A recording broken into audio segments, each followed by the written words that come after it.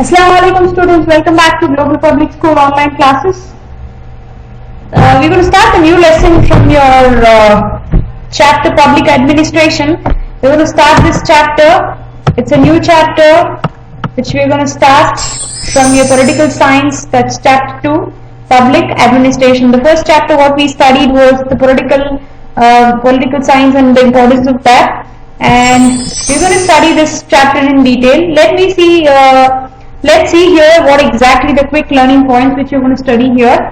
The first thing is of the importance of public administration, the scope of public administration, the meaning of the recruitment and its methods, the meaning of training and its methods, the Union Public Service Commission, Karnataka Public Service Commission KPSC, Central Government Secretariat, State Government Secretariat, Law and Order, all that we're going to study in this lesson.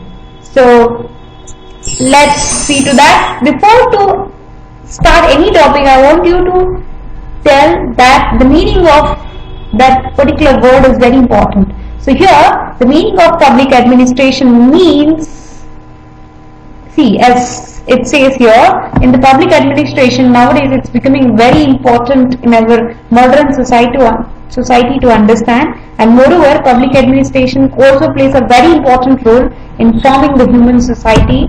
And public administration, if I want to tell you, as a subject which involves which evolved in the United States of America. The subject has evolved in the United States of America. The past president of USA, Woodrow Wilson, is called as the father of public administration.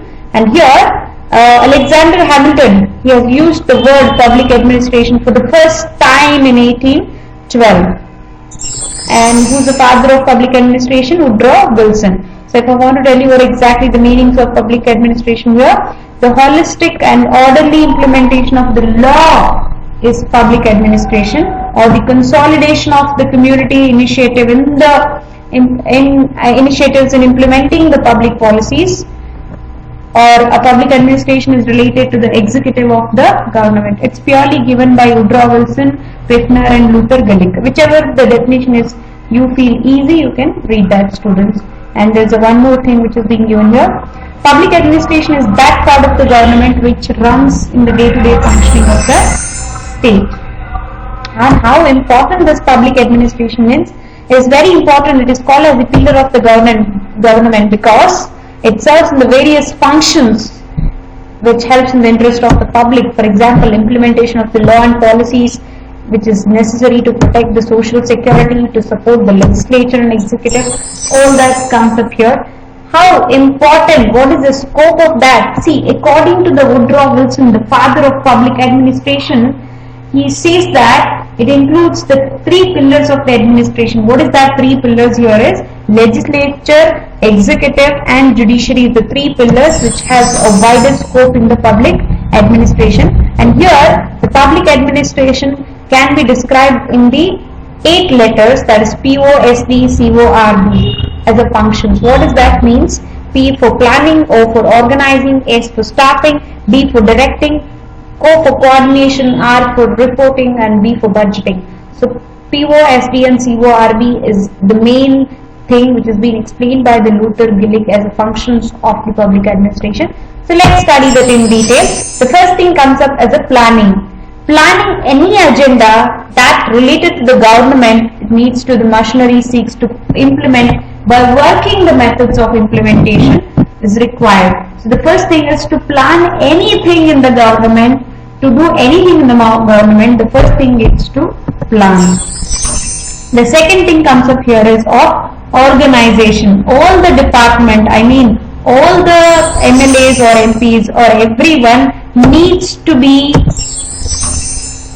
organized so that they can do the work. So for example, various department and structure like divisions, subdivisions and administration structure, everything should be attached so that they should take the responsibility to achieve the final goal on whatever they have planned. And the next comes up is of staffing. It means hiring, selecting the right person for the right job is what it clearly talks about in staffing. And directing, giving the proper directions to complete the work is what we call it as direction here. And the next comes up here is of the coordination between all the departments to complete one single task is very, very important. If the two people are not synchronized, then the efforts is waste. If everybody is synchronized, obviously the efforts, if they put 1 or 2% of the effort also, it will increase. I mean, they'll get 100% results. And here the next point comes up of the reporting. They should know for whom they should report it to, and they should know what exactly their responsibilities is to. The proper reporting function should be organized in terms of the research, in terms of documentation, in terms of the investigation, everything. And the next point comes up here is of budgeting. Finally, when it comes to the planning, organizing, staffing, everything, finally managing the financial planning, expenses and income, calculation and auditing, everything is important. For example, the person who is electing as a new chief minister, he might give a promise to the people saying that if I become a chief minister, I will waive off the loans of the farmers. So for that, he has a plan. He needs to see that coordination should be done. He needs to see that proper direction should be done. He needs to see that proper staffing needs to be done. And finally, the proper budgeting should be there. They should have the proper money so that they can waive off the loans of the farmers. If not, he cannot give the false promise to the people, right? So all the functions will come in the POST and CORB students, okay? So students, in our tomorrow's class, we are going to discuss about the next topic of the public administration, that's recruitment. And till that, students, I want you to read this concept slowly and thoroughly. And if you have any doubts, please reach out to me through the Google Classroom app or WhatsApp. And please send me the explanatory notes through the Google Classroom app. Till that, students, I want you to stay safe, stay home and keep your learning button on. Thank you so much, students. Signing off.